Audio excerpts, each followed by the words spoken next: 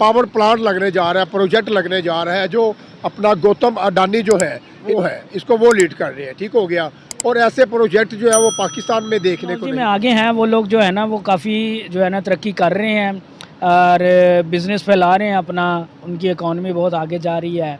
और जो वहाँ के लोग हैं, वहाँ की एजुकेशन है वो इस लेवल की है, क्योंकि वो स्कूल जब जाते हैं तब से ही उनको स्किल्स सिखाना शुरू कर देते हैं। ठीक एक है। टाइम ऐसा था जब यूरोपियन नौजवान मुस्लिम यूनिवर्सिटी में पढ़ते थे आके स्पेन में। हाय हाय हाय, शायद आप वो दौर भूल गए हैं। सही। आप उस दौर को याद करें जब कौन से सन की बात कर रहे हैं? सर ये बात है कि 300 सदी 400 सदी पहले, सही। जब स्पेन में ये फ्रेंच, हाय हाय, यूके के लोग, इटालियन, ये स्पेन में आके मुस्लिम यूनिवर्सिटी में पढ़ते थे। प्राइम मिनिस्टर साहब ने कहा था कि मैं पाकिस्तान को पेरिस बनाऊंगा, हाँ, लेकिन अभी तक अमल दरामद नहीं हो सका। वही ना, जब आप निकासी का निज़ाम बेहतर नहीं करेंगे तो बारिश आएगी तो पेरिस ही बनेगा। हाँ। तो इससे ज़्यादा आपको क्या चाहिए कि जब भी बारिश होती है आपको पेरिस यहीं पे मिल जाता है, वहाँ जाने की ज़रूरत नहीं है। क्या देख रहे हैं सर? कि पाकिस्तान और इंडिया में आपस में क्या कंपैरिजन होगा, तो कंपैरिजन तो बहुत मुश्किल है, क्योंकि इंडिया की आबादी आप देख लें कितनी है और कितना बड़ा कंट्री है, और 1.5 हम अरब उसके की मुताबिक, आबादी है। हाँ, उसके मुकाबले में हम तो एक बहुत ही मतलब वो छोटा सा हमारा खिता है। या डे ब डे जो नए से नया प्रोजेक्ट लेके आ रहा है। ठीक हो गया। पिछले दिनों में खबर नशर हो रही थी कि जम्मू कश्मीर में नरेंद्र मोदी ने सोलर पैनल प्लेटें लगाई घर घर में जाके, और सरकारी जो इमारतें थी वहाँ पे भी जाके लगाई हैं। वो किसी सेक्टर पे पीछे नहीं है। तो अभी हम जो है सोच रहे हैं, यूथ हमारी बहुत आगे जा रही है, टैलेंटेड है यूथ ये चाह रही है कि हमें कोई डायरेक्शन दी जाए, हमें कोई बात बताई जाए। देखें, यूथ का मतलब ये, आप एक्सपीरियंस्ड और अनएक्सपीरियंस्ड की बात यहाँ आ जाती है। यूथ एनर्जेटिक है, पढ़ा लिखा है, लेकिन उसको तजर्बा तो नहीं है। पिछले 77 साल से या पिछली बातें हमारी आम यूथ को बिल्कुल भी नहीं पता। यूथ को सिर्फ जंग का पता है। हाँ, उनको जंग इन सेंस के जंग का भी नहीं पता होगा कि पाकिस्तान ने कैसी लड़ी थी, एटम बम है हमारे पास, हमने इंडिया से वार करना। इतना ही नहीं, हमें हमारी यूथ को ये बात बताने की ज़रूरत नहीं है कि हमारे पास एटम बम है और हमने इंडिया के साथ जंग लड़नी है। Good. ये हमारी यूथ को बताने की ज़रूरत नहीं है।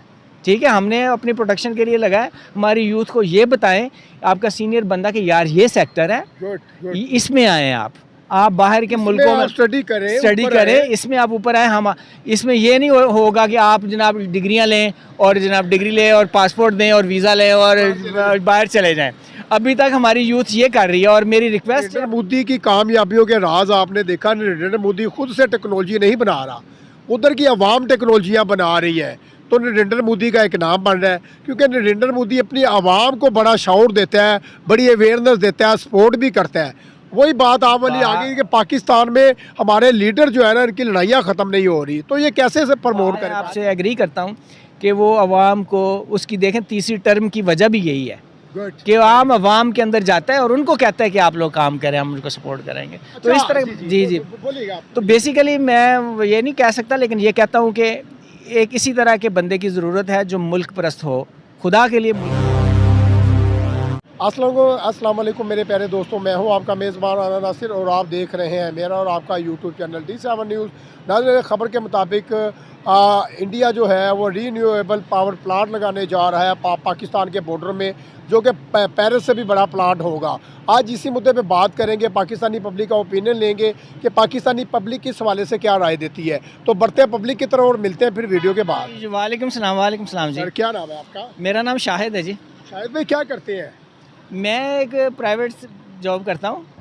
हाँ जी। अच्छा सर, पाकिस्तान के बॉर्डर में पावर प्लांट लगने जा रहा है, प्रोजेक्ट लगने जा रहा है, जो अपना गौतम अडानी जो है इनके इसको वो लीड कर रहे हैं। ठीक हो गया।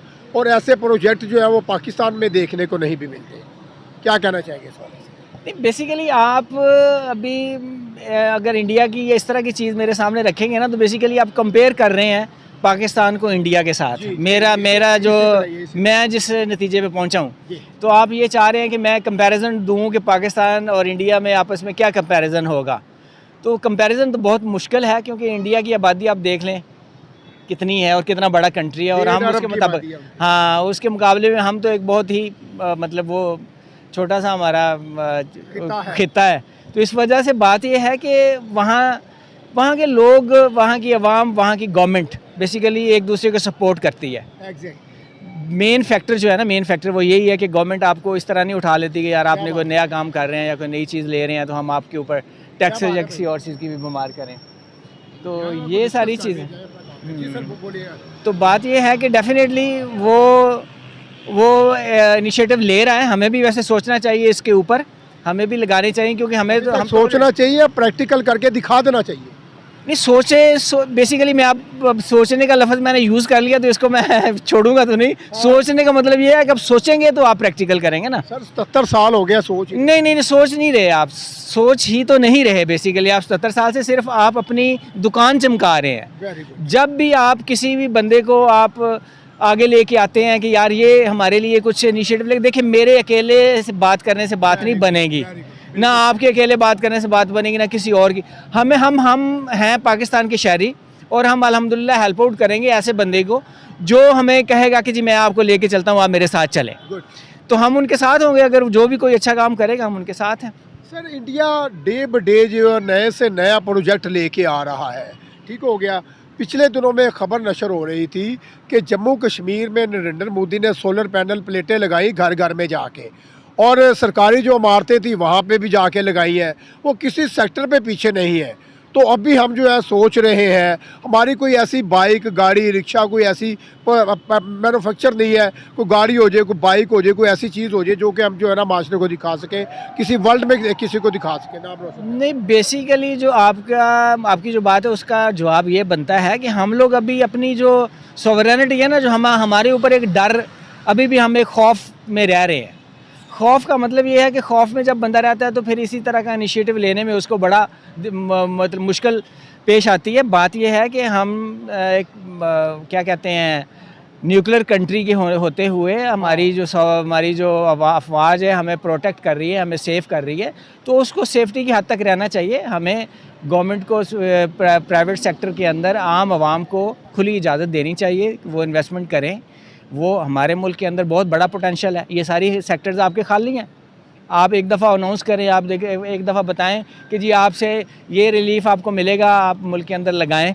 लेकिन अभी हमारी तो इस तरह की कोई पॉलिसी या इस तरह का कोई चीज़ नज़र ही नहीं आती। मुझे लग रहा है कि हम अभी भी अपनी किसी एक अदारे के नीचे हम बेसिकली अपनी ज़िंदगी जो है ना वो उसको गुजारने की कोशिश कर रहे हैं कि वो जिस तरह की इजाज़त हमें वो देता है और जितनी देता है हम उतना काम करते हैं, उससे आगे नहीं करते। हमारी अपनी सोच नहीं है कोई भी। हमारी सिविल गवर्नमेंट अपना इनिशिएटिव ले ही नहीं सकती जब तक आप उससे बाहर नहीं निकलेंगे, प्रमोट नहीं करेंगे आप, जब तक इस डर से बाहर नहीं निकलेंगे। जब आपके पास आपको पता है कि यार मुझे यहाँ कोई डर खौफ नहीं है, मुझे कोई यहाँ निकालने वाला नहीं है, मुझे कोई इन्वेस्टमेंट करने से रोकेगा नहीं, या मेरे ऊपर इस तरह की चीज़ें नहीं आएंगी, तो हम अल्हम्दुलिल्लाह जाएंगे ऊपर। हमारी यूथ में आपको क्वालिटियाँ नज़र आ रही हैं? यूथ में डेफिनेटली 110% हमारी यूथ आपको देख भी रही है। यूथ के लिए यूथ हमारी बहुत आगे जा रही है, टैलेंटेड है यूथ ये चाह रही है कि हमें कोई डायरेक्शन दी जाए, हमें कोई बात बताई जाए। देखें, यूथ का मतलब ये आप एक्सपीरियंस्ड और अनएक्सपीरियंस्ड की बात यहाँ आ जाती है। यूथ एनर्जेटिक है, पढ़ा लिखा है, लेकिन उसको तजर्बा तो नहीं है। पिछले 77 साल से या पिछली बातें हमारी आम यूथ को बिल्कुल भी नहीं पता। यूथ को सिर्फ जंग का पता है। हाँ, उनको जंग का इन सेंस के जंग का भी नहीं पता होगा कि पाकिस्तान ने जंग लड़ी थी, कैसी लड़ी थी, कहाँ लड़ी हमारे थी। पास हमने इंडिया से वार करना, इतना ही नहीं, हमें हमारी यूथ को ये बात बताने की ज़रूरत नहीं है कि हमारे पास एटम बम है और हमने इंडिया के साथ जंग लड़नी है। ये हमारी यूथ को बताने की ज़रूरत नहीं है। ठीक है, हमने अपनी प्रोटेक्शन के लिए लगाया। हमारी यूथ को ये बताएं, आपका सीनियर बंदा, कि यार ये सेक्टर है, इसमें आए आप बाहर के मुल्कों में स्टडी करें, इसमें आप ऊपर आए। हम इसमें ये नहीं होगा कि आप जनाब डिग्रियां लें और जनाब डिग्री लें और पासपोर्ट दें और वीज़ा लें और बाहर चले जाएं। अभी तक हमारी यूथ ये कर रही है, और मेरी रिक्वेस्ट है अपनी यूथ से कि प्लीज़ कि वो अपने मुल्क के अंदर रहें, अपने मुल्क के अंदर सर्वाइव करें, अपने मुल्क को हेल्प आउट करें, तो उनकी अपनी भी हेल्प होगी और उनके आने वाले बच्चों की भी हेल्प आउट होगी। वरना उसके बच्चों को भी जाना पड़ेगा। जिस तरह आज वो जा रहे हैं, उनके बच्चे भी ज़ाहिर है वो फिर इसी तरह ही सोचेंगे। तो मेरी रिक्वेस्ट है यूथ के लिए, आपने मेरी इस राग को भी छेड़ दिया कि आप ब्रेन ड्रेन बहुत ही गलत चीज़ है।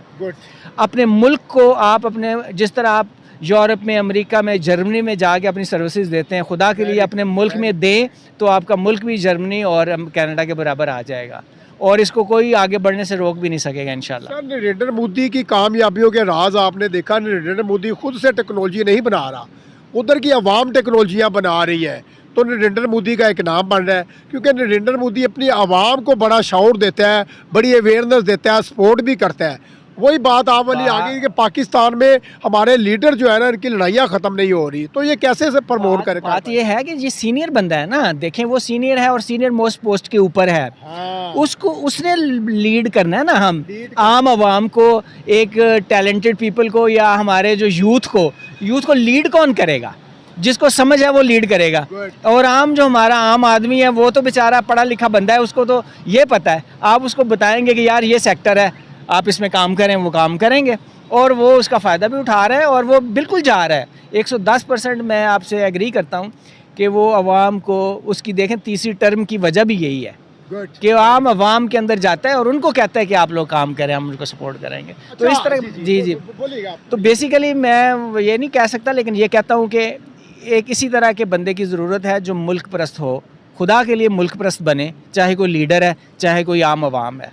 तो मेरी रिक्वेस्ट है आप लोगों से कि मुल्क परस्त बनेंगे तो आप काम करना शुरू कर देंगे। क्या बात है सर। हमारे घर घर में चाइना की जो है वो सोलर प्लेटें लगी हुई है, जूता पहनते हैं वो चाइना का है, ये माइक मैंने पकड़ा है ये भी चाइना का है। हर चीज़ हम चाइना से जब खरीद रहे हैं तो पाकिस्तान को फ़ायदा है या नुकसान है? नहीं, नुकसान है, ऑब्वियसली नुकसान है। और जिस सोलर प्लेट की आप बात कर रहे हैं, मेरी एज के हिसाब से आपको अंदाज़ा हो गया होगा, पाकिस्तान ने सोलर के ऊपर बहुत पहले से काम शुरू कर दिया था। इंडिया चाइना से पहले से पाकिस्तान के अंदर सोलर प्लेटों के ऊपर काम हो रहा है, ठीक है ना। लेकिन बात वहीं आ जाती है कि उसको किसी ने प्रमोट ही नहीं किया, उन इंजीनियर्स की और उन स्टूडेंट्स की किसी ने हेल्प आउट ही नहीं किया कि आप लोग इसको कमर्शियली लॉन्च करें और कमर्शियली बनाएं। मैंने अपनी आंखों से देखा है। आपको मैं यूनिवर्सिटी का नाम भी बता देता हूँ। ये इससे पहले आज नस्ट है, उससे पहले वो इलेक्ट्रिकल कॉलेज था आर्मी का पिंडी के अंदर। वहाँ मैंने सोलर इस्लामाबाद पिंडी के अंदर नॉट इस्लामाबाद, पिंडी के अंदर, ठीक है। जैसे ही आप एंटर होते हैं मोटरवे से पिंडी की तरफ तो आपको राइट साइड के ऊपर एक गोल बिल्डिंग नज़र आएंगी, उसमें सबसे पहले सोलर पैनल्स पाकिस्तान ने बनाए हैं। तो सर ये चाइना से हम कैसे छुटकारा हासिल करेंगे? हमें कोई फायदा तो हो नहीं रहा। हमें देखें, हमें उनके गुण गाते हैं दिन रात। नहीं देखें, बात यह है कि हमें चाइना से कोई छुटकारा हासिल नहीं करना चाहिए। बेसिकली उसकी रीज़न ये है कि ये टेक्नोलॉजी होती है, आप टेक्नोलॉजी ट्रांसफ़र करें। आप किस मुल्क के साथ अपने लिंक्स को, तल्लुकात को इस सेंस में तो नहीं कर सकते कि यार वो हमारी मार्केट को फीड कर रहा है। तो फीड तो करना चाहिए क्योंकि स्पेस है तो तभी फीड कर रहा है ना। अगर कोई और मैन्युफैक्चर है नहीं तो चाइना ही वहाँ आएगा ना। आपने प्रोजेक्ट करने हैं और उन प्रोजेक्ट्स को टेक्नोलॉजी ट्रांसफ़र हम कहते हैं। हम चाइना को बोलेंगे कि यार आपकी जो कॉस्ट कर रही है वहाँ हम अपनी लेबर में पाकिस्तान में बनाएंगे तो आपको आधे से नीचे कॉस्ट करेगा, तो वो डेफिनेटली चाइना 110% आपके साथ काम करेगा। वो इस तरह का कभी कंट्री नहीं हो सकता कोई जो ना करे। हर प्रोडक्ट में मेड बाय इंडिया। आखिरी क्वेश्चन करूंगा, इंटरनेशनल जो हमारी कंट्रीज हैं वो आके उधर इन्वेस्टमेंट कर रही है, तो इसके क्या रीज़न आप देख रहे हैं? दो रीज़न हैं इसकी मेरे हिसाब से। एक रीज़न तो ये है कि वहाँ उनकी जो पॉपुलेशन है ना वो बहुत बड़ी है, उनकी जो मार्केट है ना वो बहुत बड़ी है। बजाय इसके कि अमेरिका और कनाडा वहाँ से अमेरिका को, चाइना इंडिया को फीड करे, तो उसने सोचा कि बेहतर है कि वहीं प्लांट भी लगा दिए जाएं। और दूसरी जो रीज़न बन रही है वो यही बन रही है कि आपकी जो पॉपुलेशन के हिसाब से उनका जो इनकम रेट है वो बहुत कम है, कम सैलरीज के ऊपर काम करते हैं आप, उनकी कॉस्ट जो है वो नीचे आ जाती है। बल्कि उनको तो फ़ायदा ये होगा कि वो इंडिया में मैन्युफैक्चरिंग करके कनाडा और यूके में जाके सेल आउट करें। तो ये उन लोगों को पता है, ये सारे लोगों को पता है, बिजनेसमैन लोगों को। वालेकुम अस्सलाम। सफदर भाई कैसे हैं? अल्हम्दुलिल्लाह, आप सुनाएं। अल्हम्दुलिल्लाह। सर पाकिस्तान के बॉर्डर में रीन्यूएबल पार्क, एनर्जी पार्क बनने जा रहा है जो कि पेरिस का सबसे बड़ा पार्क होगा, तो इस पार्क के हवाले से आप क्या कहना चाहेंगे? कहाँ का सबसे किससे बड़ा पार्क होगा? पेरिस से बड़ा। ओके, पेरिस से बड़ा बना सकते हैं भाई इंडिया के। ये न्यूज़ मैंने भी सुनी थी, मैंने भी प्रोग्राम करना है इस पर। ये अडानी है इंडिया के एक ना, बिजनेसमैन है काफ़ी, अटानी बिजनेस ये वही बना रहे हैं। वो बना रहे हैं। ठीक है, इसमें रीन्यूएबल एनर्जी से वो ना पार्क बनाएंगे। जो रीन्यू एनर्जी होती है वो नेचुरल जो होती है ना, नेचुरल एनर्जी, उसको यूज़ करके उसको बार बार रीयूज़ किया जाता है। जनरेट करेंगे। हाँ जी, बिल्कुल, ये बार बार। और ये बड़ी जो है ना, जैसे आपने देखा होगा कि सोलर पैनल और इस किस्म ये सूरज से लेके वो ना बनाते हैं, इसी तरह ये भी इसी किस्म का है कि वो जो है ना नेचुरल जो रिसोर्स है ना वो यूज़ करके बनाएंगे। तो वो लोग काफ़ी टेक्नोलॉजी में आगे हैं, वो लोग जो है ना वो काफ़ी जो है ना तरक्की कर रहे हैं और बिज़नेस फैला रहे हैं अपना, उनकी इकॉनमी बहुत आगे जा रही है। और जो वहाँ के लोग हैं, वहाँ की एजुकेशन है वो इस लेवल की है, क्योंकि वो स्कूल जब जाते हैं तब से ही उनको स्किल्स सिखाना शुरू कर देते हैं। ठीक है, चाहे वो बिज़नेस हो, चाहे वो इंजीनियरिंग हो, चाहे वो किसी भी किस्म की जो होती है ना स्किल्स, वो स्कूल लेवल से स्टार्ट कर देते हैं।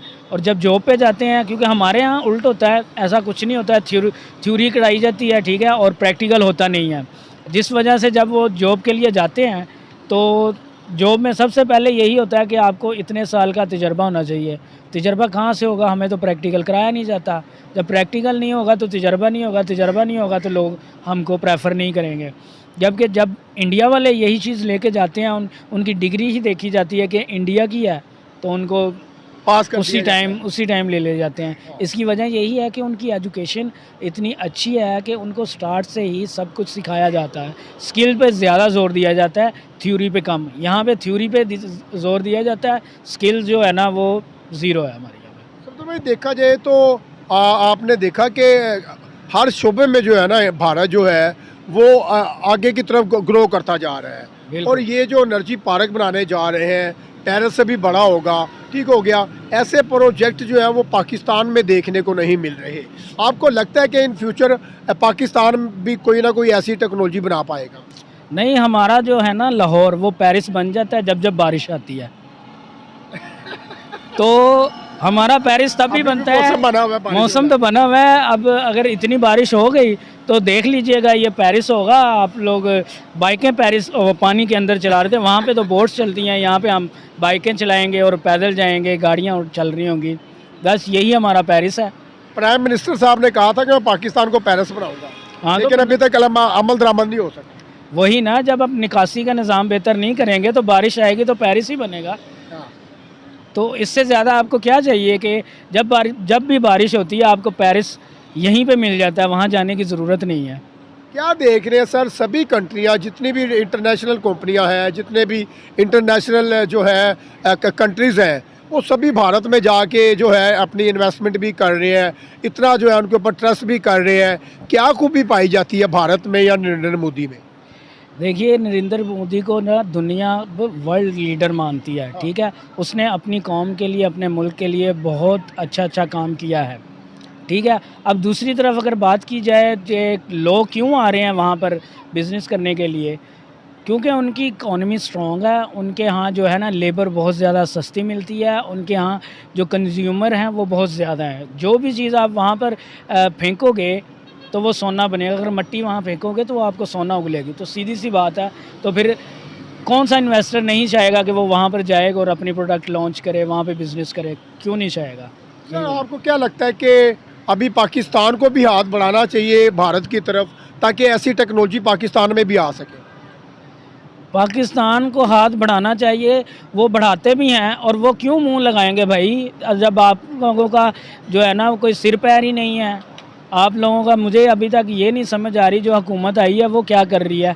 देखो, जब आपकी हुकूमतें ही स्टेबल नहीं हैं तो आप किसकी आगे हाथ फैलाओगे, तो कोई भीख भी नहीं देगा भाई। अगर आपने कुछ अर्सा पहले की न्यूज़ सुनी हो तो सऊदिया ने भी कहा कि भाई भिखारियों को हम भीख नहीं देंगे, कोई शहबाज शरीफ साहब के दौरे में कोई प्रोजेक्ट लाओ तो इन्वेस्टमेंट का सोच सकते हैं, दी नहीं सोच सकते हैं, यही होता है। यही क्या देखिए, हमारे जो ब्रेन है ना वो बाहर की तरफ भी भाग रहे हैं। सही बिल्कुल सही। उसकी क्या वजह है कि जब उन्हें कंट्री में वो चीज़ नहीं मिलती तो वो डेफिनेटली उस दूसरी जगह जाएंगे।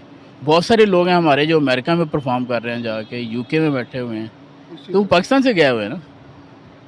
लोग सारे बराबर होते हैं, ये नहीं कि पाकिस्तान को और लोग हैं, चाइना में और लोग हैं, इंडिया में और लोग हैं, लोग सारे एक जैसे होते हैं। असली चीज़ होती है उनको चैनलाइज करना।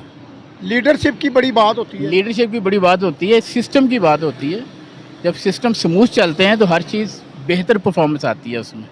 अब चाइना कोई मतलब वो भी इंसान है, कोई दूसरे सियारे से नहीं आए वो, वेरी गुड। या अमेरिकन है वो भी इंसान है। लेकिन क्या है कि वहाँ पे एक सिस्टम ऐसा है कि वो उस सिस्टम में ग्रो करते हैं, वो इन्वेस्टमेंट करते हैं रिसर्च के ऊपर। हमारी रिसर्च वो ना होने के बराबर है। सर मैंने देखा कि जो है चाइना और जापान में ये टेक्नोलॉजी हमें देखने को मिलती थी। अब देखते ही देखते हिंदुस्तान ने कॉपी नहीं किया, हिंदुस्तान ने प्रैक्टिकल करके दिखा दिया। छोटे छोटे बच्चे टेक्नोलॉजी में खेल रहे हैं। बिल्कुल सही। तो पाकिस्तान में आपकी बड़ी अच्छी बात है कि पाकिस्तान में टैलेंट की कमी नहीं है। आखिर इन फ्यूचर क्या देख रहे हैं, इसी तरह निज़ाम चलता रहेगा पाकिस्तान का? नहीं, होप फॉर द बेस्ट, इंशाल्लाह ये बेहतर होगा। कौन कर पाएगा? देखें, कभी ऐसा नहीं होता। आप यूरोप की एग्जांपल ले लें। गुड। यूरोप जो है वो ओवरनाइट नहीं बढ़ा था। एक टाइम ऐसा था जब यूरोपीय नौजवान मुस्लिम यूनिवर्सिटी में पढ़ते थे आके स्पेन में। हाय हाय हाय। शायद आप वो दौर भूल गए हैं। सही। आप उस दौर को याद करें जब कौन से सन की बात कर रहे हैं? सर ये बात है कि 300 सदी 400 सदी पहले, सही। जब स्पेन में ये फ्रेंच, हाय हाय। यूके के लोग, इटालियन, ये स्पेन में आके मुस्लिम यूनिवर्सिटी में पढ़ते थे। क्या बात। वो मुसलमानों के एक ऐसा दौर भी गुजरा है।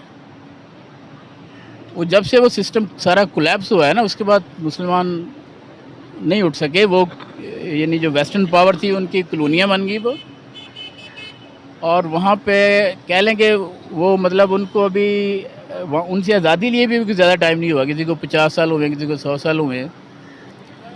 उसके बाद वहाँ पे फिर वो सिस्टम नहीं बन सके जो कि बनने चाहिए थे। पॉलिटिकली जो स्टेबिलिटी आनी चाहिए थी वो नहीं आई। रिसोर्सेज को तरीके से इस्तेमाल नहीं किया गया, तो उसका ये रिज़ल्ट। आपने बिल्कुल बजा